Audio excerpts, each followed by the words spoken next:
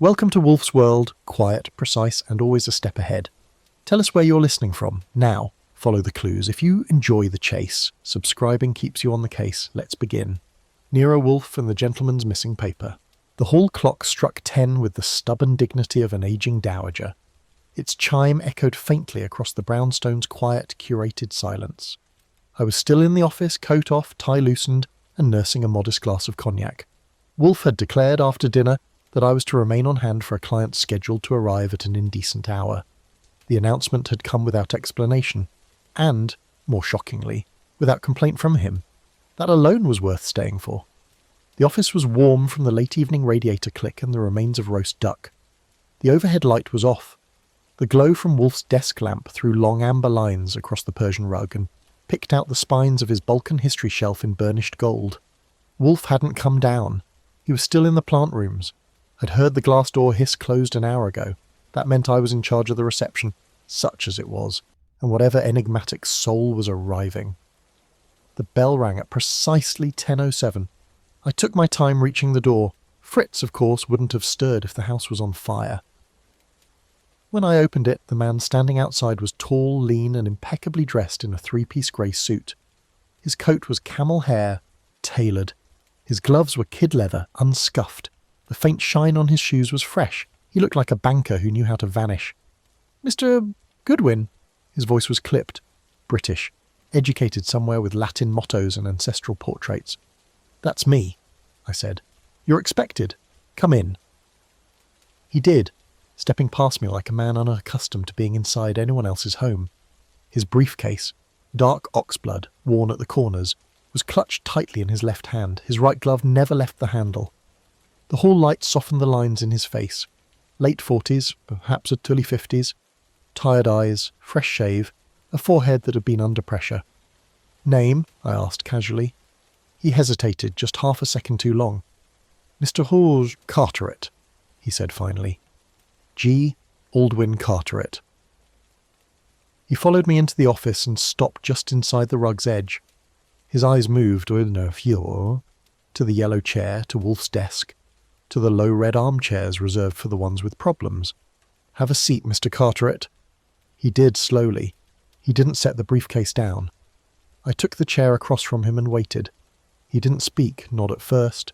His eyes tracked across the room again. Books, files, the faint scent of beeswax and tobacco. "I apologise for the hour," he said finally.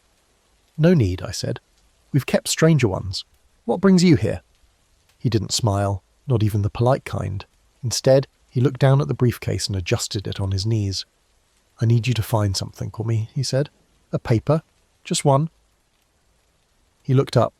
"It's gone missing." "Stolen?" "No." He hesitated. "Not exactly." He drew a breath, adjusted the cuff of his shirt beneath the suit sleeve. "I misplaced it, temporarily. It must be recovered before anyone else can find it." Wolfe appeared then, soundless as a fog. The door had opened. I hadn't heard it, and he crossed the room with the slow precision of a man measuring out punishment. His expression was unreadable. He took his seat in the yellow armchair without a word and stared. Carteret stiffened. "You are the client?" Wolfe said. It wasn't a question. "Yes. Speak plainly. No riddles. What paper?" Carteret's jaw tightened. He looked directly at Wolfe and said, "I can save for an embossed C in gold at the centre." He set it on the table. "I am willing to pay generously for your discretion and your time. All I require is that you locate the paper and return it to me. No copies, no photographs, no discussion of its contents with anyone." Wolfe leaned back, the leather creaked. "Describe your schedule for the past 4 days. All of it." Carteret hesitated. Then quietly, "That is not feasible." Wolfe opened his eyes and stared. "Then, sir, this interview is at an end." Carteret didn't rise. He remained still. A line of tension marked his jaw like a fault line. He stared at Wolfe, not in defiance, but in desperation. "I will leave," he said quietly. "But I ask you, as a man who understands consequence, if you choose not to help me, then you must tell no one I was here." I expected Wolfe to erupt. Instead, he studied the man. "You're a fool," he said finally, "but not a charlatan." Carteret didn't blink. Wolfe sighed and looked away. "I will consider your case. You will return tomorrow at 11 with a written list of everyone who knew about the paper or may have known. Names, dates, locations, nothing omitted. I understand. You may go." Carteret stood. He hesitated at the door. Then, "Mr. Wolfe, I came to you because you are the one man in this city I believe cannot be bought." Wolfe said nothing. I walked him to the door. His shoes tapped softly on the marble step as he left, swallowed by the Manhattan night. The front door clicked shut behind him. I stayed at the window for a moment, watching his figure recede into the fogged halo of a street lamp. He moved like a man with his collar turned up against something colder than the air. When I returned to the office, Wolfe hadn't moved. His eyes were fixed on the blank fireplace as though it had just delivered a telegram in Morse. I waited. He did not speak, so I offered the obvious. "He's not lying." "No," Wolfe said, "he is not. But he's not telling the truth either." "That," Wolfe said, "is quite different." I sat. The red leather felt colder than usual. He's scared, not frantic, but quiet scared, like something's closing in. Wolfe exhaled heavily. That man is accustomed to control, to discretion, and now he has lost both. I nodded. That wasn't a sales pitch. That was desperation in cufflinks. Wolfe didn't respond. Instead, he reached for the bell cord and gave it a tug. In the silence that followed, I could hear Fritz stirring faintly in the kitchen. He wouldn't open the door for a pope, but if Wolfe tugged that bell, he brought beer. Moments later, Fritz entered, gliding like a man on tracks, and placed a tray on the corner table. It bore a single glass and a quart bottle of Remmers. Fritz poured without a word and exited. Wolfe drank deeply, then set the glass down with a thud. "I detest being courted with riddles," he said flatly. "Yet you're taking the case?" "I am considering it." I leaned back. "You believe the paper exists?" "Of course." "You believe it was taken?" Wolfe nodded once. "Yes." "And you believe he has some noble reason not to tell us what's on it?" "No," Wolfe said. "I believe he has a very practical reason." The radiator hissed. "You think he's hiding something criminal?" Wolfe lifted the glass again. "I think he's hiding something someone else would kill for." That put a fine point on it. I stared at the brief indent his chair had left in the red leather. "You don't think we'll see him again?" "I think we might," Wolfe said. "But whether he arrives by foot, you will use discretion." I stood. "You think he's dead?" Wolfe did not answer. Carteret's address, printed on a small pale card left behind on Wolfe's desk, led to a brownstone on East 74th. It was quiet. Too quiet. The lobby smelled of dust and old lemons. The elevator didn't work. I took the stairs. 3rd floor. The door was ajar. I drew my weapon, nudged it open. The apartment had been tossed, not like amateurs looking for cash. This was surgical. Drawers opened, files rifled. The desk chair was overturned, one leg cracked. The safe in the closet had its door bent inward like a peeled can. No sign of Carteret, no sign of the briefcase. I stepped around carefully. On the table near the window, someone had left behind a cup of tea. Half drunk and stone cold, the cup was bone china. Delicate. Next to it, a folded newspaper. The Times, dated yesterday. I flipped through it. Page 6 was missing. That struck me. I searched more. Drawers, kitchen, desk. In the wastebasket beneath the desk, I found something. A small wax seal, broken. And beside it, the faintest trace of crimson thread. I bagged them and left quickly. Back at the brownstone, Wolfe was in his chair, arms folded. "Well?" he asked. "No Carteret." Wolfe closed his eyes. "Dead?" he asked. "I don't know," I said, "but he left in a hurry. Place was hit hard." I laid the seal on his desk. He studied it. "Crimson," he said softly. I nodded. "Thread, too," he grunted. "Do you recall the Baron Hegner case in Berlin, Mark 28? "No." Wolfe ignored me. "That wax was only used by the British Probate Archive between 1918 and 1932. I blinked. "Come again?" He didn't. Instead, he rose slowly and walked to the bookshelf. He pulled down a heavy black ledger and opened it to a tabbed section near the back. He ran a finger down a list. There. What? Wolfe looked up. A codicil. 1 page, folded, embossed. Lost in transit in 25. Never recovered. My breath caught. You think Carteret found it?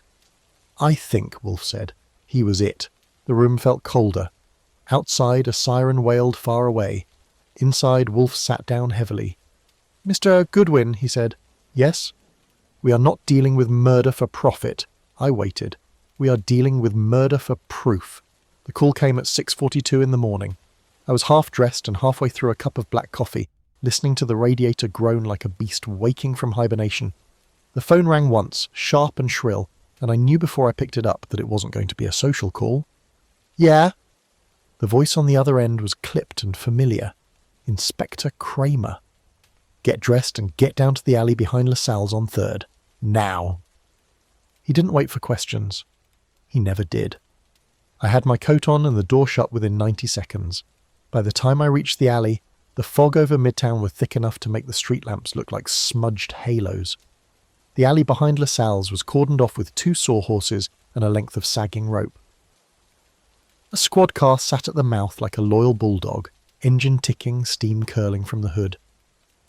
Kramer was waiting under a crooked fire escape. His hat was pushed back and his coat unbuttoned, but his jaw was set like poured concrete. He didn't greet me, he just pointed. The body was crumpled near a stack of wooden crates, half lit by the glow of a blinking neon beer sign that had seen better decades. I stared at it. He told us his name was Carteret. G. Aldwyn Carteret. Kramer's mouth twisted. Sounded made up. Maybe it was, but that's not the kind of monogram you grab from Woolworth's. He handed me a second bag. This one held a fountain pen, black, gold-trimmed, engraved, elegant. I took a look. The engraving read, "To GAC, with deep regard, HG." "Who's HG?" I asked.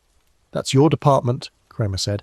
"My department is asking why a man comes to see Wolfe one night and turns up dead in an alley the next." I didn't respond. Kramer's eyes narrowed. "If Wolfe's sitting on something, he's not. Make sure, because if this ties back to something dirty, I'll come down on him with both feet." I pocketed the pen and the handkerchief. "He asked Wolfe to take the case. Wolfe said he'd consider it. That's as far as it went." "Still," Kramer muttered, "it's too damn tidy." I agreed, though I didn't say so. There was nothing else in the alley. No cigarette butts, no footprints. Just a man who walked in holding a secret and didn't walk out. I turned and left. The fog swallowed me on the curb. Wolfe was seated at his desk when I returned. The Remmers bottle was open, but untouched. The orchid clock read 7:58. He hadn't gone upstairs. I laid the 2 evidence bags gently on the blotter. "He's dead," I said. 3rd Avenue alley. Shot clean, no ID, just those. Wolfe didn't blink. He stared at the handkerchief first, then the pen. "Your tone is accusatory," he said. "No," I said. "It's exhausted." He reached out and turned the pen with his forefinger. The gold trim caught the lamplight. "Do we know who HG is?" "Not yet." "And the monogram?" "Matches the name he gave. G. Aldwyn Carteret. Might be real, might not." Wolfe let out a long breath through his nose. "Describe the setting." I did.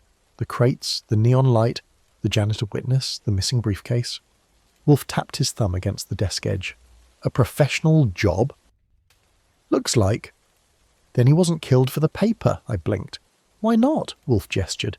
"If the paper were the only objective, he could have been drugged, robbed, or simply misled. A bullet through the heart is final, emotional, personal, or intended as a warning." I folded my arms. "To whom?" "To us," Wolfe said simply. That sat between us for a long moment. "You think someone knew he came here?" "I think," Wolfe said, "that someone followed him afterward. Perhaps someone who expected him to return with a copy of the document.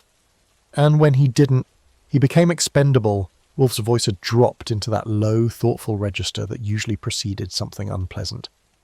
"There is an urgency now," he said. "The object has changed hands, and we are the next logical obstruction. I wasn't fond of that phrasing. "There's one thing missing," I said. "You agreed to see him at night. That doesn't happen. Why?" Wolfe's expression did not change. "He knew something about that paper," he said. "Something that touched on a name I recognised from an earlier matter." I stepped forward. "Which name?" "I will not say it until I have cause," Wolfe said firmly. "But you may begin by tracing the pen." I nodded. "Stationers? Start with Mont Blanc, then Swan and Goldberg. If it was a gift, someone will remember." I picked up the pen. "Anything else?" Wolfe reached for the handkerchief. "Yes," he said. "Find out if Carter had ever existed." I turned at the door. "And if he didn't?" Wolfe did not look up. "And someone went to considerable trouble to die." "Thanks." He paused before I left. "The gentleman who and devastatingly unimpressed with the world." His suit was a soft charcoal with a double vent and a collar so sharp it could have cut rope. When I showed him the monogrammed handkerchief and the photograph of the dead man's face, posthumous, clipped from the Gazette, he gave the briefest pause, then nodded. "Yes, I tailored 4 suits for that gentleman, 3 months ago. Name given was Carteret. G. Aldwyn Carteret, British. Said he was here temporarily, some legal estate matter. Paid in cash. Always on time." He straightened a cuff, not his own. His voice was educated, his posture military. He did not mention friends. I stepped lightly. "Did he ever ask for concealments? Pockets stitched into unusual places?" "No," Sloane said firmly, "but he was particular. He asked that the lining of each coat be of a different colour, and that the breast pocket be deep enough to hold a folded sheet of A4 paper." That landed. "British Standard paper?" I asked. "Correct. Anything else?" He requested the inside tag bear no name, just his initials. I showed him the fountain pen. He recognised it. He used that to sign the measurements form, with gloves on. "Gloves?" Sloane nodded once. "Always. That was all he had. He wouldn't lie, but he wouldn't speculate. The old code. Measured in inches, never emotions." I thanked him and left. Carteret's apartment sat just off 62nd Street. The building had seen better decades. The stonework was chipped, the mailboxes were warped, and the superintendent had the look of a man who'd once been punched for asking questions. Still, the rent was paid and the halls were clean. I knocked twice, no answer. Wolfe had already pulled strings through Saul to get me access. A man from records met me in the hall with a spare key and a shrug. The lock turned too easily. Inside, the place had been rifled, not ransacked, no broken glass, no tipped furniture, but searched, carefully, thoroughly. The drawers had all been emptied, the closets opened, a suitcase gone, the wastebasket had been dumped. A small bookcase now bore a set of mismatched dust lines, like teeth missing from a mouth. The only untouched part of the room was the chessboard in the corner, mid-game, queen in jeopardy. The refrigerator was empty except for a jar of imported jam and half a lemon. No sign of the briefcase, no sign of any paperwork, but the air smelled faintly of pipe smoke, recent, and not Carteret's brand. I checked the closets again. Behind a stack of shirt boxes, I found a scrap of card wedged between the backboard and wall. It was torn and water-stained, but legible. A visitor's tag from the Historical Society Library. Date stamped 3 days ago. I pocketed it and kept going. Neighbours were the next stop. The first was Mrs. Langford, 2 doors down. She opened the door just wide enough to inspect me, wearing a bathrobe that had known better mornings. "I'm not interested in whatever you're selling." "I'm not selling," I said. "Just asking about your neighbour, Mr. Carteret." She blinked. "The tall one? British? That's him. Haven't seen him since Monday. Nice man. Quiet. Always took his shoes off before going inside." "Can't say that for most these days." "Did he have visitors?" "Oh, yes," she said. "He had one. A woman, tall, very elegant, wore gloves, even indoors, came twice last week. Once in the evening and once around lunch on Friday." "Did she leave with anything?" Mrs. Langford frowned. "No idea, but she was carrying a large envelope when she arrived the second time, like a legal file." "Anyone else?" "Yes," she said, lowering her voice. "A man with a limp. Came Wednesday afternoon. Looked angry. Walked like he didn't want to be seen." "How do you know he had a limp?" "'Cause he cursed every second step when he hit the stairwell." "Fair enough." "And one other." I returned to the brownstone with notes, the visitor tag. and a headache. Wolfe was at his desk. The orchid rooms were quiet, which meant Fritz had cut orchid time short. I handed over the tag first. "Historical Society," he murmured. "Interesting." I gave him the summary of each neighbour. He listened, index finger resting against his cheek. When I finished, he exhaled slowly. "They are amateurs," he said. "Because they left witnesses." "No, because they left patterns." He pushed his glass away. "The woman with gloves, the limp, the boy with the accent, these are not professionals, they are dramatists." I blinked. "You think the limp was fake?" "I think the limp was performed, as was the accent, and the envelope." I stood. "So it was staged?" "Partially. They wanted him discredited before he was destroyed." "Then the search wasn't just for the codicil." "No," Wolfe said. "It was to make sure no one else could prove it ever existed." Wolfe shifted his weight slightly in the yellow chair. It creaked just once, like a protest of age. He tapped one finger against the armrest. "You said she carried an envelope," he murmured. "What size?" "Legal, according to the neighbour." "Not a handbag, not a purse?" "No, she brought it in, left without it, which means she handed it off." "Possibly." He turned to the envelope on his desk. Saul had delivered it that morning. Inside was a compiled list of codicils filed under colonial transfers from 1920 to 1930. Most had been archived. One had been marked as incomplete, witness missing. Wolfe tapped it once. "Find out who the witness was." I nodded. "Anything doing else?" "Yes. You will visit the Historical Society Library." He reached into the drawer and handed me Carteret's visitor card. "Take this to their records clerk. Ask for the logbook from the day stamped. Page through every visitor who signed in an hour before and an hour after." "You think they followed him there?" "I think someone wanted to know when he was there and what he touched." That was Wolfe. He didn't care for what people said they saw. He cared about what paper trails couldn't lie about. The Historical Society sat across from a sculpture park where the pigeons outnumbered the art. I walked in with my coat collar up and the card tucked in my notebook. The records clerk was a woman with a grey bun and eyes like a steel trap. She didn't care for my face until I showed her the card. Then she pointed silently to a room on the left. Inside was warm and still. Rows of ledger books sat behind glass. I asked for the logbook dated 3 days before Carteret's death. She slid it forward like a chess piece. The entries were in precise cursive, timed to the minute. Carteret had signed in at 2:47 p.m, 2 entries before him. Victor L. Grunwald, Helena Greaves. My breath slowed. 3 entries after, Samuel E. Fisher, Howard Greaves. It was a party and Carteret never knew it. I copied the names. Back in the clerk's office I asked whether any documents had been requested that day under colonial succession. She didn't blink. "Only one codicil. Folder number C2816. Signed out at 3:10 by Mr. Carteret. Returned at 3:40.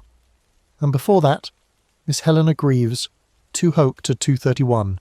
And after?" She paused. "No record of return, which means it's missing." There it was. I nodded, thanked her, and left. Wolfe stood by the bookshelf when I returned. That's rare. He only stands when the blood in his brain has overruled the weight in his gut. I handed him the names. He nodded once.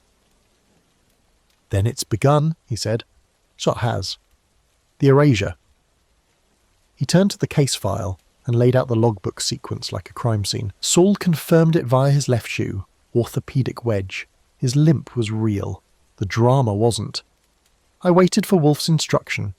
He gave it without looking up. "Bring me Howard Greaves." The Hotel Sutter sat 2 blocks off Lexington, an old world relic with a breakfast bar that promised more than it delivered. I called room service and left a note for Mr. H. Griggs. It asked politely if he'd like to discuss a matter of family inheritance. No lawyers, no fees, just clarity. He arrived at the brownstone 2 hours later, alone. Fritz answered the bell but didn't speak. He nodded once, then retreated to the kitchen. I met Mr. Greaves in the front hall. He was tall, balding, and wore a beige coat he hadn't had tailored. His limp was pronounced, but his voice wasn't. "You're Goodwin," he said. "The man who asks first and apologises never." "I try." He looked around. "May I see Mr. Wolfe?" "You may." I led him in. Wolfe didn't rise. Greaves eyed the yellow chair but chose the red one. Wolfe folded his hands. Mr. Greaves, you know why you're here? I suspect, Wolfe pointed to the folder on the desk. You were at the Historical Society 3 days ago, Mademoiselle. I was. You knew Carteret. I did. You lied about it. Greaves spread his hands. What would you have done? Wolfe didn't blink. I would have told the truth, even if it killed a man's claim. Yes. Greaves stared. Then you're rare. Wolfe nodded once. I know. The confession came slowly. Greaves admitted Carteret had been tracing a legacy, one that would have put Grunwald and Helena on the wrong side of a dormant estate, a claim worth more than money. It was about provenance, title, legacy. The codicil proved Carteret was the heir, but Helena and Grunwald had already filed a modified version weeks before. They had forged the dates, falsified the witness, and when Carteret got close, they had to act. Did you kill him? Wolfe asked. Greaves shook his head. No, I warned him. I told him they'd come for it. For him. And the paper. I don't know, he never let it leave his sight. Wolfe studied him. I believe you, he said at last. But it doesn't matter. You're too late. Greaves stood. He limped to the door. If you find it, he said, don't give it to the courts. Wolfe said nothing. Greaves left. That evening, Wolfe stood at the window, alone, as the lamplight drew long shadows across the rug. I poured him a glass of beer and set it beside him. He didn't touch it. Wolfe, yes? What now? He turned. Now we find a paper that no one wants to admit existed and prove it's real. He sat, and said no more that night. I found her on the 5th floor of a limestone building that faced the river, the sort of place where the elevator still had a brass gate, and the mailboxes bore hand-painted initials instead of apartment numbers. The name on the buzzer read S. Tolland. No title, just a name pressed into the card with a deliberate hand. I pressed once. The voice that answered wasn't sharp or suspicious. It was composed, like someone who preferred stinders but understood interruption. Yes? Archie Goodwin. I'd like 5 minutes. No tricks. A pause. Then the door buzzed. I rode the elevator up, listening to it clatter softly, and stepped into a hallway lined with cracked green wallpaper and the smell of old polish. Her apartment was at the end. The door opened before I knocked. She stood there, tall and still, wearing a cream blouse tucked into a navy skirt and a pair of light grey gloves she hadn't removed. Her hair was the colour of iced coffee and gathered at the nape of her neck. Her expression didn't shift. "Mr. Goodwin," she said, "you may come in. Did you make a copy?" She looked at me then carefully. No, not even a translation. It wasn't mine to copy. The words hit with a cold edge. Not I didn't copy it. Not I wasn't allowed. It wasn't mine to copy. I leaned forward. You were afraid of what it meant? No, she said softly. I was afraid of what it would cost. That was the first real thing she'd said. Carteret trusted you. Yes. But he didn't show you the whole document? No, just 1 page. Why? I asked the same. And? He said the rest wasn't safe. Did he say where it was? No. I stood, walked to the fireplace and turned a small ivory figurine on the mantel. A scholar in robes, bent over a scroll. It looked worn at the fingertips. You know he's dead? Yes. Shot. Execution style. I read it. She didn't blink. Did you tell anyone you were working with him? No. Did you receive payment? No. Did he say who else had seen the page? She looked away. I waited. He mentioned a man named Greaves, a relative. He said Greaves had, how did he put it, tried to redraw the boundaries. I took that to mean fabrication. And Helena? She turned back. She never came up. Lie or omission. I didn't press it yet. Did you tell anyone about the manuscript? No, she said. And this time I believed her. She wasn't scared for herself. She was scared of being used. Back at the brownstone, I briefed Wolfe. He listened without interruption, his hands folded on the desk, eyes half shuttered. When I repeated the phrase, it wasn't mine to copy, he stirred. Did she say it with regret? No. Pride? No. Then she knows more than she said. Yes. Wolfe reached for the phone. Saul is to watch her, discreetly, no contact, 24 hours. He dialed. I leaned back. She's not lying, but she's also not telling the truth. She's protecting something, Wolfe said. She's afraid of what happens next. Then we will keep her alive until she sees the value of speaking.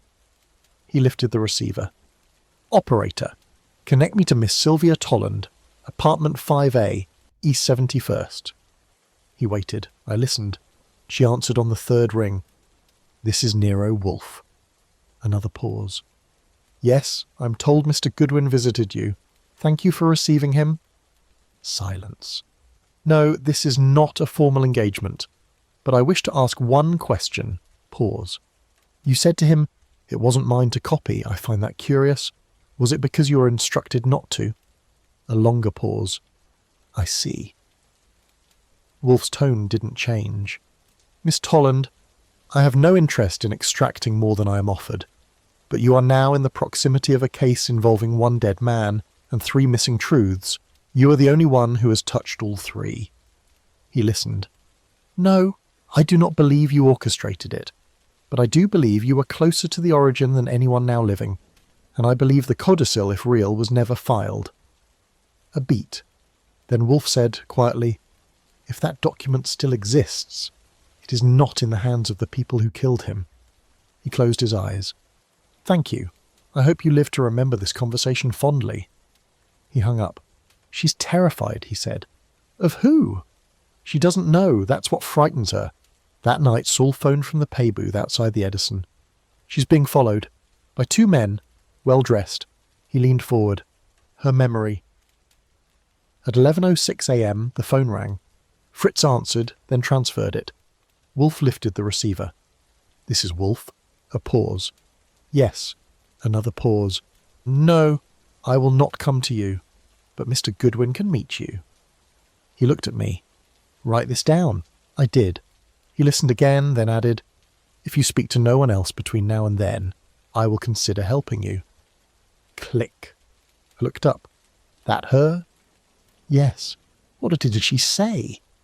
She has 36 hours to live unless we intervene. I blinked. She said that?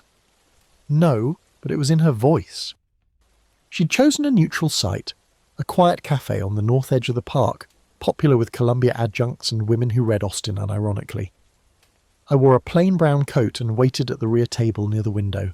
She arrived 6 minutes late, with a scarf covering her mouth and a slim clutch tucked beneath her coat. She didn't sit at first, just stood there.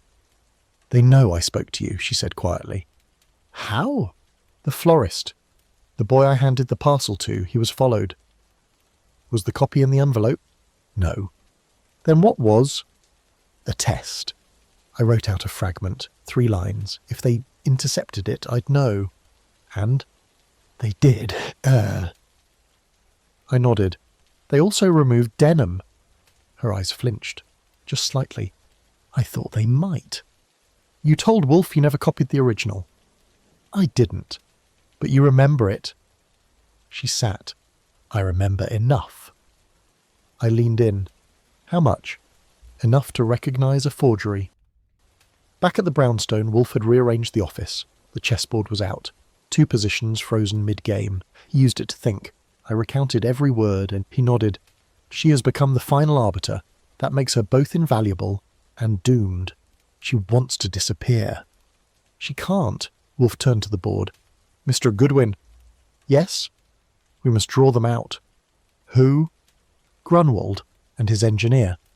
Helena? Or someone else. We need them to show the forgery. How? By creating demand. The next morning, Wolfe placed 3 calls. One to Lon Cohen at the Gazette, planting a whisper that a second codicil had been found. One to the Historical Society, asking permission to examine the C-2816 archive under attorney supervision. And one to an attorney in the Bronx who owed him a favour and knew how to leak things where leaks made waves. By noon, the air in legal Manhattan was full of the right kind of rumour. By 3 I took Wolfe's line rang. He picked it up. A low voice said, We'll offer you $20,000 for the original, no questions, no trail. Wolfe smiled coldly. You've miscalculated, he said, and hung up. That night the brownstone went dark early. Fritz extinguished every lamp, the front curtains were drawn. He leaned forward. Her memory. At 11:06 a.m, the phone rang. Fritz answered, then transferred it. Wolfe lifted the receiver. "This is Wolfe." A pause. "Yes." Another pause. "No, I will not come to you, but Mr. Goodwin can meet you." He looked at me. "Write this down." I did. He listened again, then added, "If you speak to no one else between now and then, I will consider helping you." Click. I looked up. "That her?" "Yes." "What did she say?" "She has 36 hours to live unless we intervene." I blinked. "She said that?" No, she'd chosen a neutral site. A quiet cafe on the north edge of the park, popular with Columbia adjuncts and women who read Austen unironically. I wore a plain brown coat and waited at the rear table, near the window. She arrived 6 minutes late with a scarf covering her mouth and a slim clutch tucked beneath her coat. She didn't sit at first, just stood there. "They know I spoke to you," she said quietly. "How?" The florist. The boy I handed the parcel to. He was followed. "Was the copy in the envelope?" "No." "Then what was?" "A test. I wrote out a fragment, 3 lines. If they intercepted it, I'd know." "And?" "They did." I nodded. "They also removed denim." Her eyes flinched, just slightly. "I thought they might." "You told Wolfe you never copied the original." "I didn't." "Do you remember it?" She sat. "I remember enough." I leaned in. "How much?" "Enough to recognize a forgery." Back at the brownstone, Wolfe had rearranged the office. The chessboard was out. 2 positions frozen mid-game. He used it to think. I recounted every word. He nodded. "She has become the final arbiter. That makes her both invaluable and doomed. She wants to disappear. She can't." Wolfe turned to the board. "Mr. Goodwin? Yes? We must draw them out." "Who?" "Grunwald and his engineer. Helena, or someone else. We need them to show the forgery." "How?" "By creating demand." The next morning Wolfe placed 3 calls. One to Lon Cohen at the Gazette, planting a whisper that a second codicil had been found. One to the Historical Society, asking permission to examine the C2868's archive under attorney supervision. And one to an attorney in the Bronx who owed him a favour and knew how to leak things where leaks made waves. By noon, the air in legal Manhattan was full of the right kind of rumour. By 3 o'clock, Wolfe's line rang. He picked it up. A low voice said, "We'll offer you $20,000 for the original. No questions, no trail." Wolfe smiled coldly. "You've miscalculated," he said, and hung up. That night, the brownstone went dark early. Fritz extinguished every lamp, the front curtains were drawn. I waited behind the second-floor window with a camera fitted for low light. At 11:12 a shadow approached. It lingered near the steps, moved to the edge of the fence, then back again, too cautious for a thug, too direct for a reporter. At 11:19 he slipped a note through the mail slot and vanished. I retrieved it. It read, "You're not the only one with a memory. We've written ours down." Wolfe read it twice. Then he looked at me. "We force the hand." "How?" "We invite the forgery into court." "That's suicide." "No," Wolfe said. "It's chess." The next morning we had Saul deliver an anonymous legal brief to the probate review office. It cited a pending submission of a contested codicil and demanded review of all previous filings relating to C2866. It was bait. 2 hours later, Saul followed a courier from Grunwald's office to the registry. An envelope was submitted, stamped, signed, entered into record, and just like that, the forgery was real. At 4:30 p.m, Wolfe phoned the registry and scheduled a formal review, on record, witnessed. He requested Sylvia Tolland as a neutral translator of colonial phrasing. They agreed. The review was set for Monday morning. That night, Wolfe called her personally. "This is the last time I will ask," he said. "Do you remember the clause referring to descendants unnamed but rightful?" "Yes. And the seal? Was it pressed or ink?" "Pressed. Crimson. Offset south." "And the date?" "January 4th, 18..." He paused. Not February. No, January. It was miswritten as February in the draft. That will be their mistake. Monday arrived with sleet and no apologies. In a small wood-panelled office inside the New York Registry, 6 men sat at a table. Lawyers, 1 notary and Wolfe. I stood behind him, arms folded. Grunwald arrived last, with Helena on his arm. Wolfe rose. "We are here to witness history," he said, "or rewrite it." The codicil was produced. Handwriting neat, seal clean. But Wolfe pointed with 1 finger. "That clause," he said. "Read it again." The registrar did. "To the descendants unnamed but rightful, upon the death of the title holder, to be conveyed with estate undivided." Wolfe turned to Sylvia. Her voice was clear. "That's not what it said." A silence fell. The original used the phrase "to be conveyed without stipulation, not undivided." That change alters the clause entirely. Wolfe nodded. "And the date?" She read it. February 4th. She looked up. The original was dated January. Wolfe folded his arms. "The copy is fraudulent." And that was that. They tried to stall. Grunwald fumed. Helena turned pale. But it didn't matter. The filing was invalidated, the codicil erased, and the estate, whatever it had been worth, remained untouched, at least until the original surfaced again, which it wouldn't, because Wolfe had burned the copy, and Sylvia had memorised it too well to ever write it again. That evening the office was quiet. Fritz brought 2 glasses of beer. Wolfe drank slowly. I sat across from him, the city humming beyond the windows. "Why burn it?" I asked. Wolfe looked at the fire. "'Cause some truths are safer forgotten." I nodded. "And Carteret?" "A man who tried to pass something forward." "And failed?" "No," Wolfe said. "He passed it to us." He walked with the limp of a man who wanted it noticed. The cane was polished cherry wood, not scuffed. The heel of his right shoe was stacked slightly, as if to compensate, but the wear on the sole told me what I needed. Both legs worked just fine. I watched him from the corner booth of a low-ceiling. There was a claim on a parcel of land, British colonial, dormant since 1911. And he had proof? He had question, Greaves said firmly. He wasn't certain. That's why he came to meet up with it. Because you're a probate specialist. Correct. I leaned forward slightly. What happened to the letter? He hesitated. I typed a draft. He took it. Said he'd review it. That was the last I saw of him. Did you read the codicil? He blinked. What codicil? The one he was killed over. Greaves looked down at his tea. I had no idea there was one. Really? Yes. You didn't visit him at his apartment on Wednesday? Oh, I did. You didn't see an envelope on his desk? No.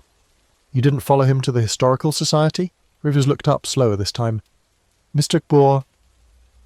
Goodwin, I believe you're confusing concern with conspiracy. I'm not confused, I'm annoyed. He said nothing. I pushed the napkin across the table. On it, I'd written 5 names. Wolfe, Carteret, Sylvia Tolland, Victor Grunwald, Helena Greaves. You know all 5? I've heard of some. You visited the society the same day Carteret accessed the archive. I was researching. For him? For myself. You were there 26 minutes after Carteret signed in. Coincidence. You limped in the building, but not out. He flinched, just barely, then leaned back. All right, he said. Yes, I was there, and yes, I knew Carteret had filed a claim, but I did not see the document. He was cautious, almost absurdly so. You mean paranoid? No, Greaves said. I mean cautious. He lowered his voice. He had enemies, ones with reach. I narrowed my eyes. Grunwald? Greaves said nothing. Helena? Still nothing. Was she the one who asked you to keep an eye on him? He looked at the tea. I won't say that. Why not? Because it's not just about property. It never was. I let that hang. He folded his hands. No ring, no watch, just clean knuckles and carefully filed nails. I'm not the villain here, he said. I advised him. I warned him. I told him to let the matter lie. You wanted him to drop it. I wanted him to live. That hit. Maybe because he meant it. Maybe because he said it like someone who'd tried too late. You told him they were watching. Greaves nodded once. Then why lie to Wolfe? because Wolf's the kind of man who hears silence and assumes guilt. He's usually right. I'm not guilty. I looked him over. Then take a walk. He stiffened. Pardon? You can drop the limp. I've seen the shoe. If you're not hiding anything, prove it. He sat very still. Then he rose. Without touching the cane, walked 5 steps to the counter, then 5 back. No limp. He sat. I didn't smile. I thought so. He breathed out slowly. I used it, he said, to keep myself underestimated. Or above suspicion. Same thing, he muttered. I pushed back my chair. Wolfe wants you in the office tonight. Greaves shook his head. No, I won't enter that room. He's not asking. Then tell him I decline. I stood. He finished his tea. At the door I turned back. Did you know where Carteret kept the paper? No. If you had to guess? I wouldn't. But his voice wavered, which told me everything. I returned to the brownstone just before 6. Wolfe was in the office, hands folded, eyes narrowed. He refused, I said. Yes, Wolfe replied. I expected. Wolfe didn't speak immediately. He watched Greaves the way a cat watches a wasp, curious but willing to sting. I am not the police, Wolfe said finally. You are not under arrest. You may walk out that door whenever you wish. Greaves adjusted his cuff. I appreciate that. What I cannot abide, Wolfe continued, is your presumption that I will continue this investigation in good faith while you obstruct it in bad. Greaves flinched. I've told you. No, Wolfe said sharply. You've omitted. There is a difference. He leaned forward. You were in the Society archive. You timed your entrance to follow your cousin. You were seen leaving in haste. You visited a lawyer the next day. You claimed to help draft a letter, but the letter never arrived. And now you refuse to account for your actions in full. Greaves sat silent. Wolfe spoke again. I do not care what debts you owe. I do not care whom you fear. But a man is dead, and you are concealing the terms of his death. Still nothing. Then Wolfe added softly, If you don't tell me, I will tell the police what I suspect, and when I do, they will ask questions I already know the answers to, and you will have to lie under oath, not merely hear. Greaves inhaled slowly, then exhaled through his nose. His voice, when it came, was quiet. I didn't want him dead. Then speak. He showed me a fragment, not the whole, enough to see it wasn't fake. When? 2 weeks before he died. He came to me for help drafting a submission. Montreal has stricter standards. He needed the phrasing perfect. What did the document say? That he was heir, not just a claimant. His grandfather had filed an addendum in 1899. No one knew it existed. It named a line of succession bypassing an entire branch of the family tree. Which branch? Greaves paused. Mine. Wolfe closed his eyes. I said nothing. Greaves continued. I tried to talk him out of it, not because I wanted the estate, but because I knew what it would trigger. You warned Grunwald? Wolfe asked. No, I warned Helena. She was the one in position to act, and she did. You knew she'd intercept the paper. I suspected she'd stall it, discredit it, nothing more. You didn't think they'd kill him? I didn't think it would come to that. Wolfe didn't blink. But it always comes to that, he said. Greaves lowered his head. He trusted me, and I failed him. Wolfe folded his hands. Where is the draft? Greaves hesitated. In a safety box under my name. Where? Hudson Storage Trust? Wolfe nodded. You will deliver it to me tomorrow. I can't. You will. Greaves looked up. If I do, they'll know. They already know, Wolfe said. What they don't know is how much we've pieced together. Greaves stood slowly. I'll bring it. Noon. He turned to the door. Wolfe called after him. Mr. Greaves. He paused. You may leave the cane. I have no use for it. Greaves didn't reply, but when he left, he didn't limp. The next day, 11:59, no Greaves. At 12:17 the doorbell rang. Fritz brought the parcel to Wolfe, small, wrapped in oilskin, no note, inside a carbon copy of the original letter, folded, annotated, precise, not a forgery, a map to something bigger. Wolfe didn't speak for a long time, then slowly, They've made a mistake. What? I asked. They let him live. Greaves? Yes, Wolfe said, because now he's no longer a witness. He lifted the page. He's a source.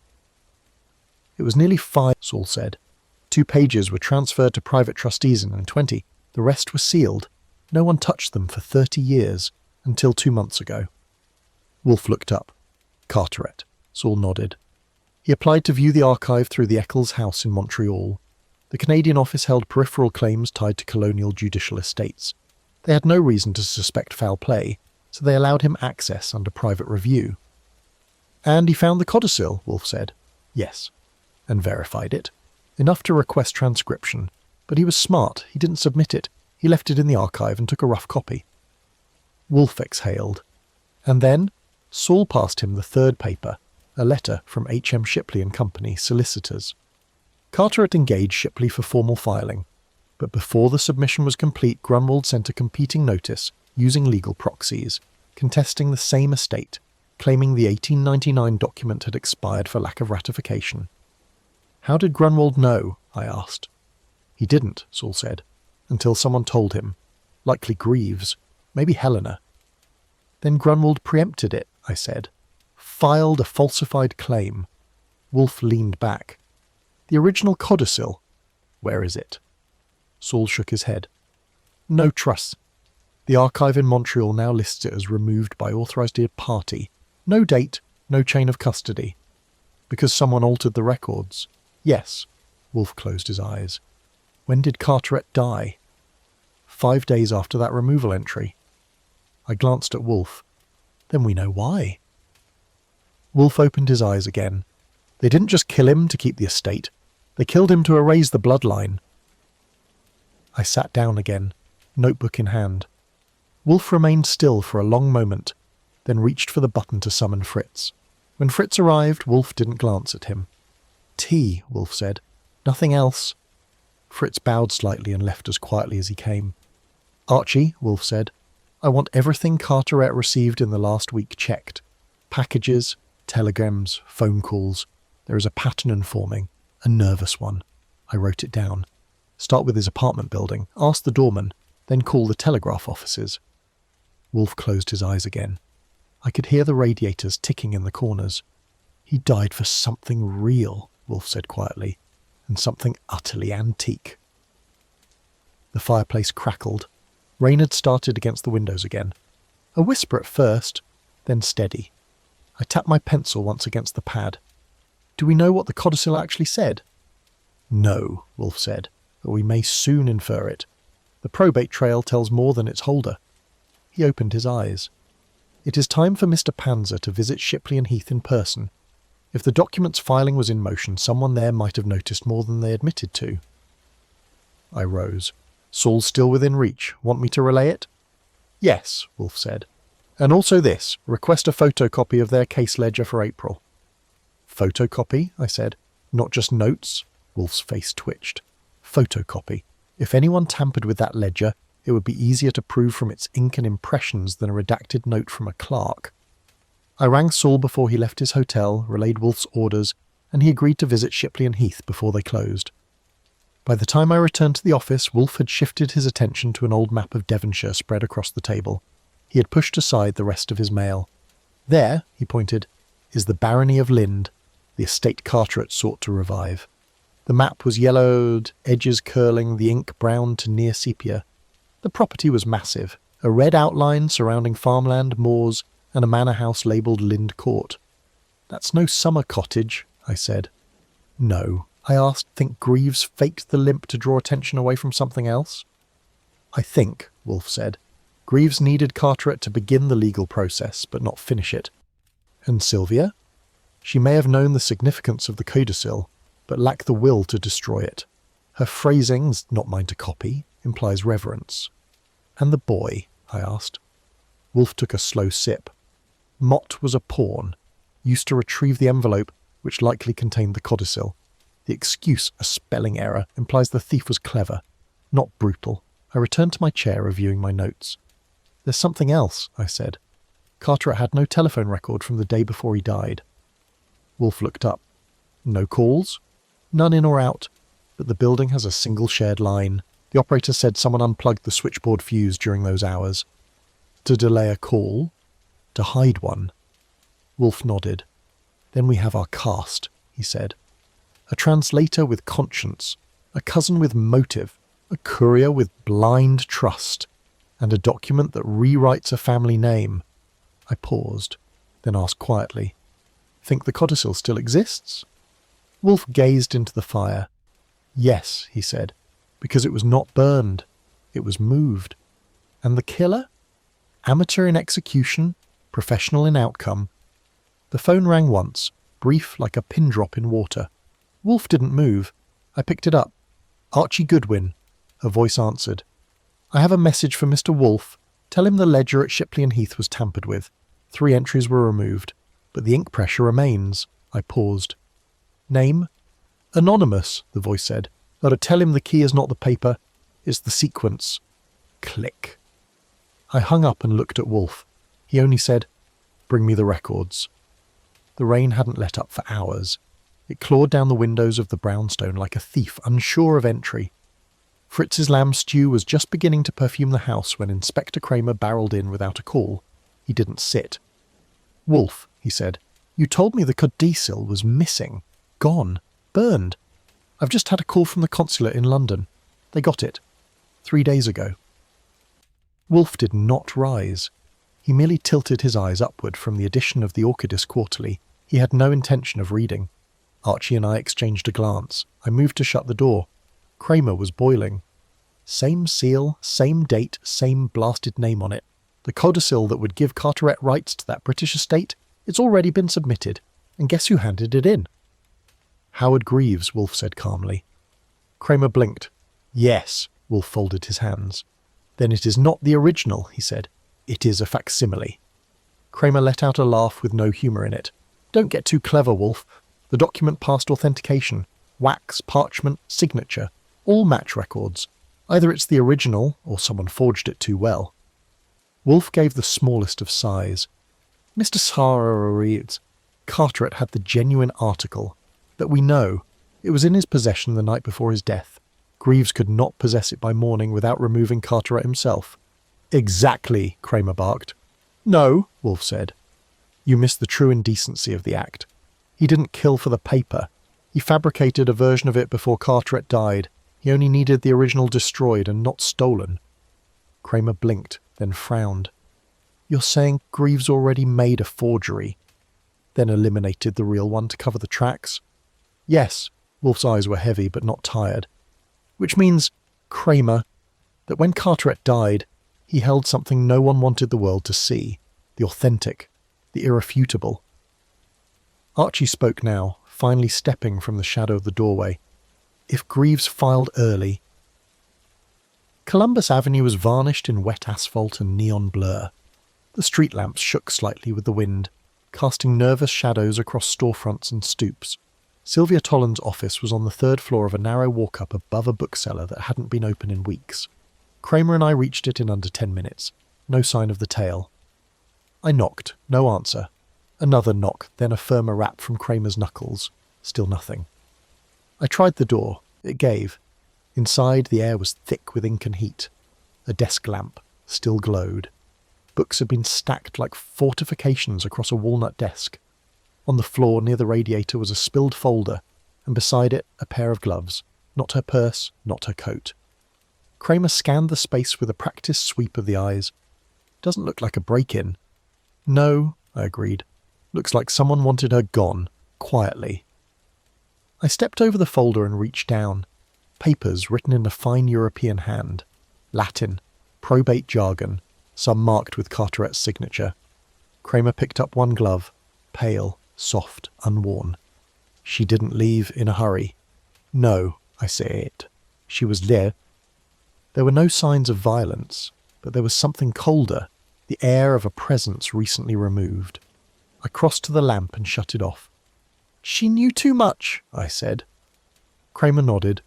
"Or too little, and someone couldn't tell which." We stepped back into the hallway. A figure was descending from the roof. Hat, scarf, grey coat. I stepped into his path. "Evening." He didn't flinch. "Sorry, fellas. Just checking the vent access and building maintenance. He lifted a toolbox. Kramer raised a brow. No tools in there, he said. Open it. The man didn't blink. Then he ran. That was a mistake. Kramer gave chase. The stairwell echoed with leather soles slapping wood. I moved to cut him off from the other side, circling the building's fire exit. He burst through the alley door just as I rounded the corner. One look, then he reached for his pocket. I lunged. The toolbox clattered to the ground. We struggled near the trash bins until Kramer arrived, red-faced, panting, badge out. The man froze. Name, Kramer barked. Reese, he muttered. Denny Reese. Not maintenance, I said. No. Kramer pulled his coat tighter. What were you doing on the roof, Reese? I was watching, Reese said. Just watching. For whom? Reese didn't answer. Kramer stepped forward. Tell me what you were doing now, I was paid, Reese said. Just to follow her. Kramer didn't move. By whom? Greaves. The name fell like a gavel. Reese looked cornered now, hands trembling. He said she might hand something over, an old letter or map or something. He didn't want it mailed. Did he say why? Reese swallowed. Say it would complicate things overseas, that it was a misunderstanding. Where is Sylvia now? I asked. He shook his head. I never saw her leave. I swear. Kramer nodded toward the squad car. Let's talk downtown. Reese didn't resist. By the time we returned to the brownstone, the rain had stopped. Fritz opened the door, which meant Wolfe had instructed him to. Wolfe was seated, yellow chair, hands resting on the armrests as if waiting for sentence to be passed. I gave the rundown. Reese admitted to tailing Sylvia, said Greaves paid him. Did he see her taken? No, I said.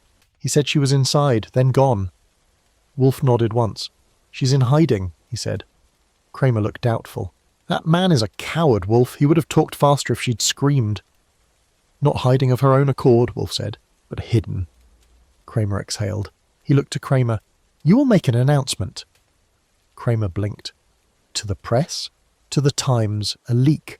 The district attorney is preparing to invalidate the British filing, pending verification of a separate older copy. Kramer stared, then grinned. You think Greaves will panic? He'll do more, Wolfe said. He'll strike again, because he'll believe the original survived. Kramer rose, and Sylvia becomes more important than ever. Yes, he turned to leave, then paused. Wolfe, if she turns up dead, that's on us. Wolfe did not blink. Then we will not let her. At nightfall, the papers had the story. Just a paragraph buried in column 6, but enough. At 10:47, Saul Panzer called. She's safe. Where? Hudson Hotel. Registered under a false name. She left when she realized Reese hadn't followed her out. She knew the tail was broken. She has the original? No, Saul said, and she has her own notes, her own proof. Stay with her. Of course. I hung up and crossed the room. Wolfe was asleep. Not deeply, she was just resting with eyes shut and fingers tented on his chest. I didn't speak. Sometimes when he let the silence stretch, it meant the web was just tightening. Tonight, I let it stretch too. The game wasn't over, but someone out there had made their first real mistake. The rain had let up by the time I reached the corner of West 73rd. The air still carried that damp hush of a city sat rinsed and half-settled, the sort of quiet that makes every footstep sound like an announcement. I checked the street. One cab moved slow, and a man with an umbrella read a paper beneath the awning of a pharmacy. No watchers, Sylvia Tolland lived on the second floor of a brown brick walk-up with a scalloped cornice and a tin-lettered door buzzer that hadn't been updated since before the crash. I had no key, no invitation, and no intention of waiting for one. The building's side alley offered what I hoped it would. A rusting fire escape slouching downward like a drunk leaning into a conversation. I climbed it slow, keeping my soles from echoing on the wet steel. The window facing the back stair was latched, but not locked. Either she was careless or confident. I eased it up, stepped in, and closed it behind me. The room smelled faintly of ink, old wood, and talcum. A brass floor lamp cast a soft oval on the carpet. She'd left it on. Whether that meant she was careless or coming back soon, I couldn't guess. The walls were lined with tall bookshelves, stacked with what I recognised as facsimile volumes, catalogued ledgers and translations annotated in pencil. A brass globe rested on its axis near the window, and beneath it, on a cherrywood desk, sat a leather-bound notebook. It looked newer than the others. I didn't touch it yet. Instead, I scanned the desk's surface. Ink blotter, Mont Blanc pen, a dried orchid in a glass vial, a magnifier, and beside it faint markings, pressure lines on the blotter, as though something had been written there with a heavier hand than expected. I took out my notebook and used the flat of my pencil to shade lightly over the impressions. The result wasn't much, but enough. 2 Latin words appeared in faint strokes: lux hereditatis, succession by light. I flipped the notebook open. The pages were made of vellum, pressed smooth and nearly translucent. It was a collector's notebook, not meant for writing but preservation. Each leaf held a different texture, grain or watermark. Some bore faint marks from wax seals, others discoloration from age or exposure, but one stood out. Page 12, centered on the page was a single red thread, no longer than a fingernail, but pressed flat beneath transparent adhesive. It had once been embedded in sealing wax. She stepped past me, unfastening her coat, hung it over the back of a chair and glanced toward the desk. She didn't go to it, just looked at it once, then back at me. "I thought you'd come eventually, or Mr. Wolfe." "I work cheaper," I said, though less quietly. She smiled thinly. "I didn't take anything from Carteret. Not a page, not a seal. I helped him translate something, that's all." "Latin?" "Yes." "And you copied it?" She hesitated. That tick, a flicker of eyelid, the slow draw of a breath before she answered, "No." But the pause had done the damage. I stepped forward. "You copied something that proves Carteret's claim, and you kept a piece of it." "I preserved a detail." "That detail came from a document that got him killed." "No," she said, and this time her voice was firmer. "The document was already gone when he died, or used, or both. I don't know which." I watched her, no tremor in her hands now. She wasn't lying to save herself. She was defending a boundary. "You made a duplicate," I said. "You didn't give it to anyone." She turned to the bookshelf, drew out a narrow volume bound in cracked calfskin, laid it on the table. "No one asked for it," she said. "Yet." She stood still for a moment, hands folded. Then quietly, "I liked him. He was not a kind man, but he believed in structure, in proof." "Did you know what the codicil was worth?" She gave a slight nod. "I saw enough to estimate its potential. It named Carteret's sole heir to the Penfield estate, dormant for decades. No other direct claimants. Except Howard Greaves. Howard is not direct. He's a cousin through a side branch, not a blood heir, unless the primary line is extinguished." I moved closer to the table. "The thread? It came from the seal?" "Yes." "And the Latin? That was your hand." She didn't deny it. "He asked me to help him verify the phrasing. He'd found the document among old correspondence from his grandfather's trunk. A sealed codicil, written in 1809, never filed. It was intended for probate, but never entered into record. Because it was lost. Because it was hidden. The family didn't want an American heir inheriting British land. Carteret's father came here after a scandal. A woman, a forged letter, the usual. But the codicil was real." She nodded. "He came to me because I have access to the British archives. I used to assist at the consulate." "And you confirmed the seal?" "I confirmed the paper, the ink, and the signature. I didn't touch the seal until later." "When?" She hesitated. "After his death." I raised a brow. "That's one hell of a time to get curious." "No. That's when I realized it might vanish." "Greaves." "Yes." She walked to the side cabinet, opened a drawer and took out a thin envelope. She placed it on the desk. "I shouldn't give you this. I'm not sure it's admissible, but I made notes."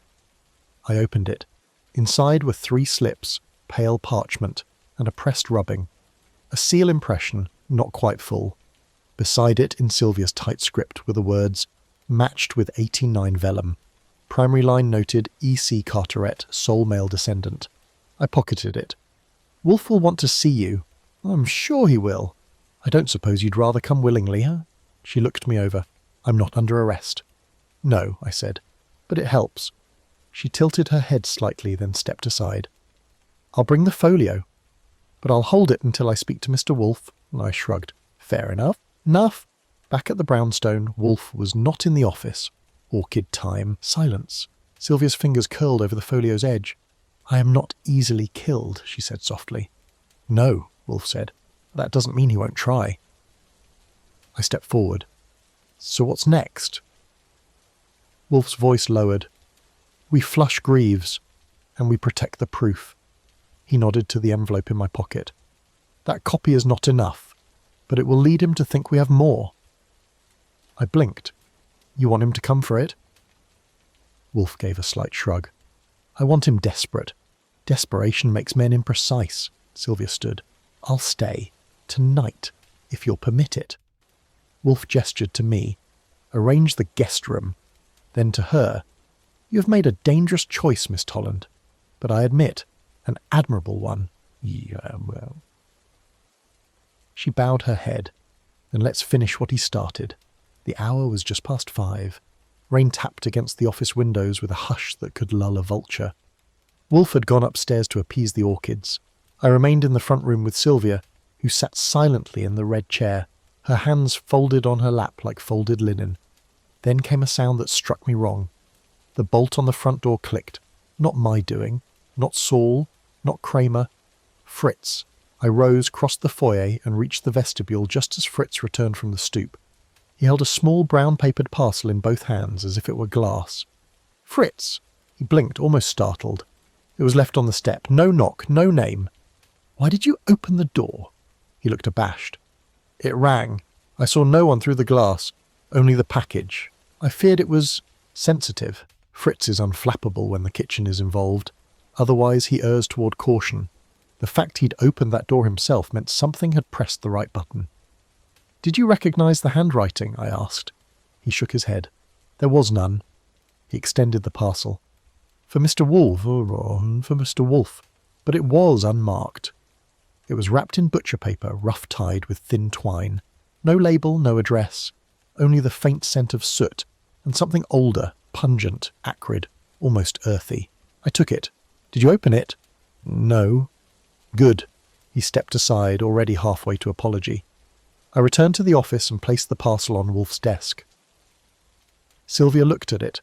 Her brow furrowed. "That's not from me." I nodded. "That's why I'm interested." Wolfe entered a moment later, moving slower than usual, though not due to age or stiffness, just irritation at being pulled from orchids before 6. He looked once at the desk, then at me. "What is that?" "Unmarked delivery. Fritz opened the door himself." His eyes narrowed. He moved to his chair, lowered himself with a practised sigh, then motioned toward the parcel. I slid it forward. He studied it, then leaned back. "Untie it." I did carefully. The twine gave. The butcher paper peeled away. Inside lay a folded sheet of parchment, old, stiff and singed at the edges. The centre bore a wax seal cracked down its length. Below it was a note, clipped with a rusted paper fastener. Wolfe extended his hand. I passed him the note. He read it aloud. "Burn or be buried!" Sylvia gasped. Wolfe did not move. His fingers rested on the scorched edge of the paper. The room seemed to dim, though the lights had not changed. "This," Wolfe said, "was sent by Carteret." "How do you know?" I asked. "Because I instructed him to."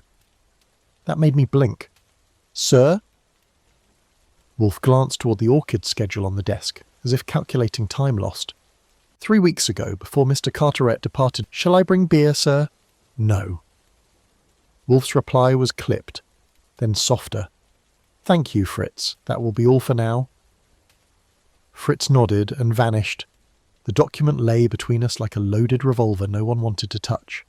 The edges curled slightly, blackened by what looked like fire. Wolfe reached for a magnifier from the drawer and held it over the seal. "There," he murmured. "Do you see that?" I leaned closer. Latin. Successione lucis, Wolfe translated. By right of illumination, an archaic term, legalese. It confirms the inheritor not by proximity of blood, but by recognition of the original testator's light, his will, his judgment.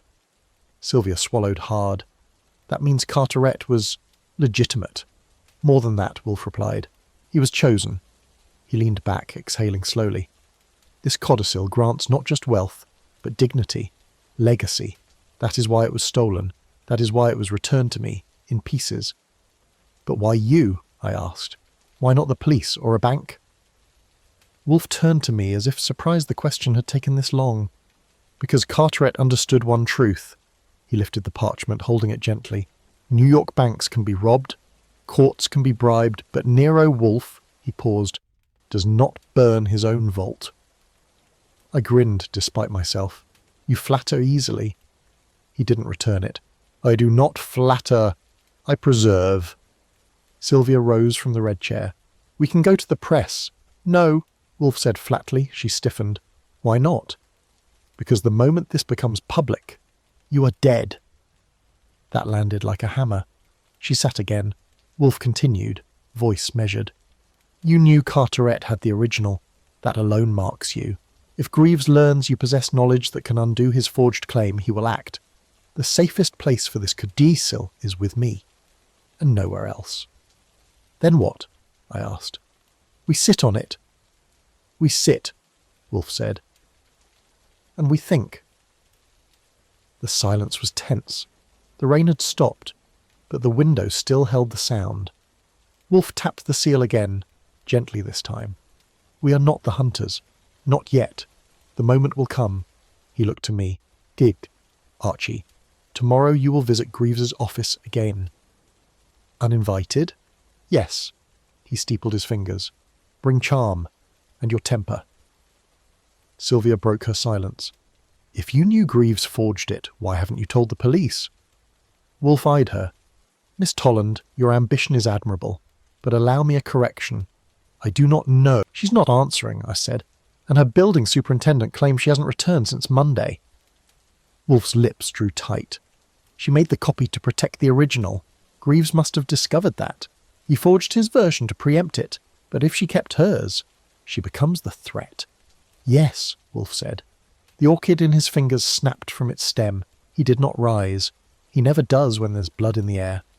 I watched as Wolfe let the broken orchid fall into the brass bowl beside his chair. He didn't seem to notice it land. Mr. de Panzer, he said quietly, is still in Montreal? Still digging, I said. He found something odd. The Montreal firm never mailed the codicil back, not officially. Their logs say it was signed out in December by someone named George Layton. Wolfe's brow lifted. Layton is dead, I added. Died 3 years ago. Saul checked the death notice himself. Wolfe's nostrils flared almost imperceptibly. Then we are dealing with a false credential. Greaves? Possibly, I said. But Greaves wasn't in Canada. Saul's sure of it. Then someone acted on his behalf. He tapped a finger once against the armrest. The room remained hushed, save the clock's soft rhythm on the mantel. It was the quiet before the strike. Have Fritz lock the front door, Wolfe said, and bolt the kitchen. I moved at once. It was rare to see Wolfe cautious, rarer still to hear it. When I returned, Wolfe was no longer holding the orchid stem. He was holding the vellum. Sylvia Tolland, he said, has not vanished out of cowardice. She has either been silenced or is about to be. I nodded. Saul's checking the trains and the airport. I told him to widen the net. Wolfe's voice dropped. She knew. She knew the codicil was real, and she knew Greaves intended to make it vanish. She's the only one left who can verify Carteret's handwriting, I said. If the copy gets tested, she becomes critical, Wolfe finished. We sat there, silent again. In the lamplight, the ink stain on the vellum glimmered like dried blood. Then the doorbell rang. I stood. Fritz's voice followed from the hallway. Mr. Panzer is here. Wolfe didn't move. When Saul stepped in, he was soaked from collar to cuff. He removed his hat with a jerk and tossed it onto the credenza. She's in White Plains, he said. Alive? Wolfe asked. For now, Saul answered. She checked into a boarding house under the name Lucille Tolland. Landlady says she was scared. Scared of whom? Wolfe asked. Saul met his eyes. The man who followed her from Montreal. Wolfe did not blink.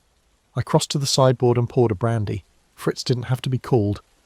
Was it Greaves? I asked. Saul shook his head. No, it was someone working for Greaves.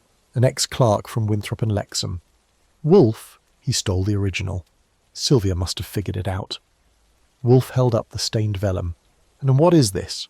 Saul looked grim. Her insurance. There was a pause.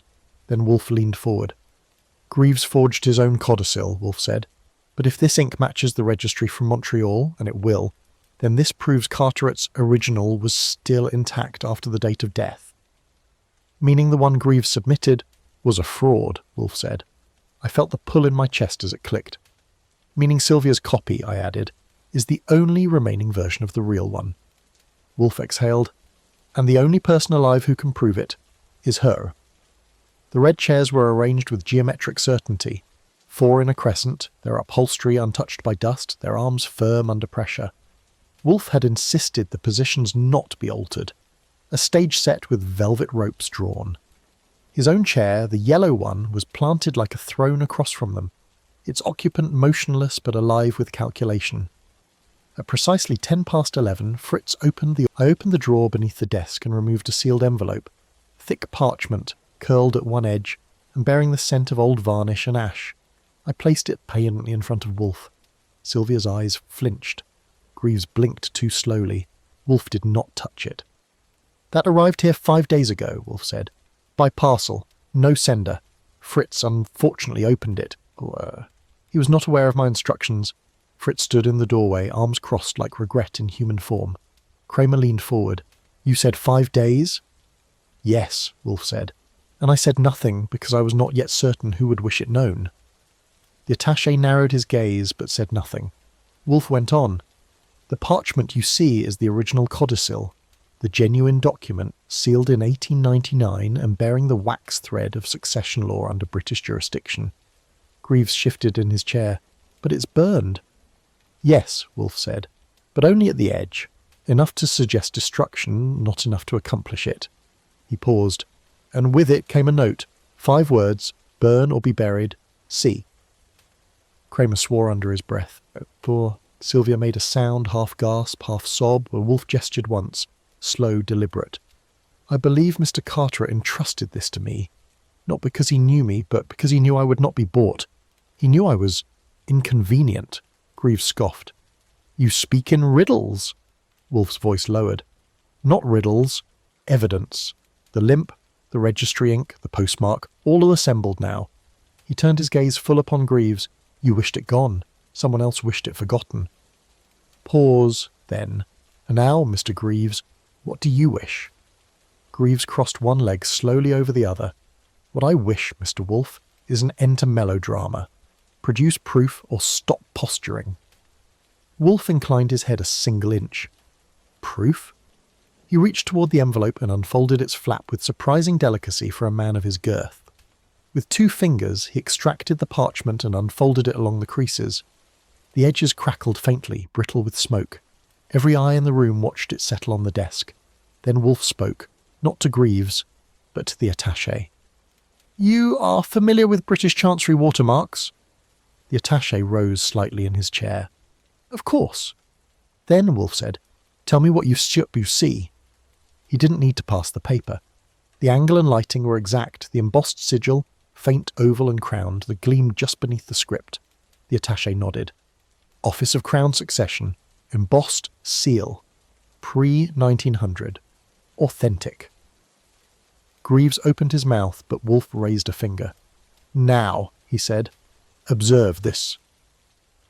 From beneath a blotter, Wolfe withdrew the second document, the copy Sylvia had kept silent about. It bore the same signature, the same Latin clause, even the same flourish on the final T of Carteret. Wolfe laid it beside the original. I had Saul Panzer trace the ink to a Montreal registry. Only 2 known bottles of red-black blend were issued there in the past decade, both to foreign consular agents. One now sits in your coat pocket. Greaves flinched. Just once, just enough. Sylvia turned to him. You told me it was ceremonial, she whispered. Wolfe's voice cut like a clean razor. It was not ceremonial. It was forged. After Carteret's death, the ink was theatrical, meant to match the past while erasing it. Greaves laughed, but no one else did. Kramer stood. That enough for you, pal? Greaves remained seated. but his cane had shifted, leaning precariously.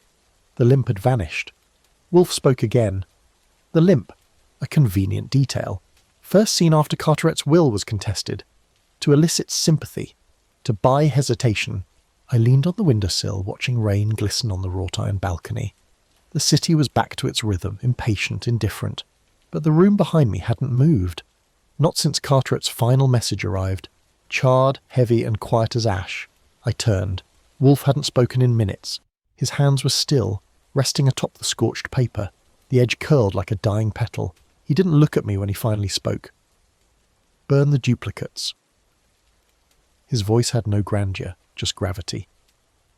I nodded once, stepped to the cabinet and retrieved the red envelope. The copies, Saul's, mine, one from the consulate, all sat within. Legal proof, international leverage, motive and murder compressed into waxed folds.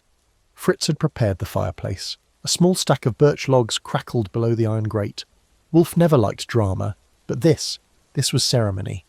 I fed each copy into the flame one by one. They flared, curled, vanished. The vellum hissed like it protested. I felt the heat on my knuckles. The last page blackened slowly. The Latin seal at its corner, Lux Hereditas, blinked red before collapsing into ember. When I turned back, Wolfe still hadn't moved. Only his eyes had shifted, Behal. To the fireplace, then to me. "That codicil," he said, "was never for court." I didn't ask what he meant. Not then. I knew. He placed the original into a velvet pouch and sealed it with wax. The red dripped with care. Then he stood, slowly, deliberately, and crossed to the orchid room. The door closed. I stayed by the fire, not sure if I was meant to wait, but I did. Maybe 15 minutes passed. The warmth from the logs drew lines across the hardwood. I heard the low clink of a watering can, the soft breath of steam against glass. When Wolfe returned, he no longer carried the pouch. He sat again. "Forget the name," he said. I blinked. He looked up. "The codicil. Forget its name. If you must remember something, remember the man." I leaned back in the red chair. For once, it didn't feel like the seat of interrogation. More like a pew. "He was quiet," I said, "but not afraid." Wolfe nodded. "He died, for more than ink." No one spoke for a while. Downstairs, Fritz rattled pans for supper. A knife tapped onion skin. Somewhere the city shouted from a passing truck, but in that office, with its velvet drapes and scorched truth, time pressed its fingers against the glass and waited. Wolfe didn't look tired, just settled. And that silence, it stayed. That evening, the orchid room felt warmer than usual. I passed its door on the way to the kitchen and noticed the faint glow through the glass. Not bright, but steady. A low golden wash settled across the tile floor like candlelight caught in gauze. I paused, listening. Inside, I could hear Wolfe's slow, precise footsteps. Not pacing, no, tending. A glass spritz bottle hissed softly. The wheeled ladder creaked as he moved to the higher shelves. The orchids didn't mind his silence. They understood it. Back in the kitchen, Fritz plated roast duck with tarragon and citrus glaze. I poured a splash of burgundy, not bothering with the usual polish. He glanced toward the hallway. "He's been out there for an hour," Fritz said. "He earned it," I replied. I carried the tray upstairs, set it gently on the side table. Wolfe didn't acknowledge me. He stood near the central shelf, fingers brushing the petals of Evander Rothschildiana, brilliant purple against the dim. As I turned to go, he said, "Did you ever meet Carteret?" I stopped. "No," I said. "Just photographs. Polished shoes, umbrella and smile." Wolfe nodded faintly. "He was the last of something," he said. "A generation that held its secrets with gentility." I didn't reply. The tray steamed. Wolfe was seated in the high-backed stool near the mist regulator. Eyes closed, head tipped slightly toward the pink cattleyas. The velvet pouch, empty now, rested on a folded cloth beside him. He wasn't praying, he was remembering. And I turned off the hallway light, descended the stairs and left him there, with the warmth, with the orchids, with the gentleman who wasn't forgotten.